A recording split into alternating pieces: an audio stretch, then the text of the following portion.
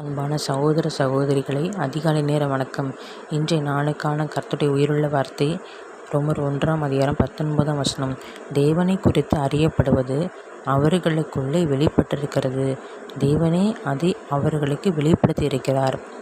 யாரெல்லாம் ஜெபிக்க வேண்டும், துதிக்க வேண்டும், ரட்சிக்கப்பட வேண்டும் என்று விரும்புகிறார்களோ அவர்களுக்கெல்லாம் தேவன் வெளிப்படுத்துவார். ரட்சிப்பின் ஆவியை ஊற்றுவார். தேவன் கொடுத்த சுகம், சந்தோஷம், சமாதானம், ஆரோக்கியம், ரட்சிப்பு, ஐஸ்வர்யம், நித்திய ஜீவன் யாவற்றையும் எல்லாவற்றுக்கும் சுதந்திரிக்க செய்வார். எல்லோரும் அதை சுதந்திரிக்க வேண்டும். உங்களுக்காக நான் ஜெபிக்கிறேன். கர்த்தாவே, சோத்திரம் கர்த்தாவே. ஏசப்பா, ஆத்மா அறுவடை செய்கிற தகப்பனே, எனக்கு பிடித்த காரியம் தகப்பனே.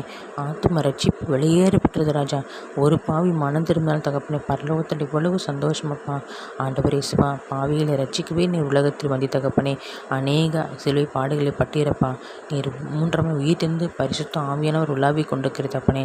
ஆவியானவரே, எல்லா மக்களும் ரட்சிக்கப்பட வேண்டும் தகப்பனே. ஏசப்பா, எல்லோரும் தேவனை அறிகிற அறிவு உங்களுக்கு வர வேண்டும் தகப்பனே. நீங்கள் அவர்களுக்கு வெளிப்படுத்துங்க ராஜா. நீங்கள் வெளிப்பட்டிருக்கிறீங்கன்னு இந்த வசனம் சொல்கிறது ராஜா.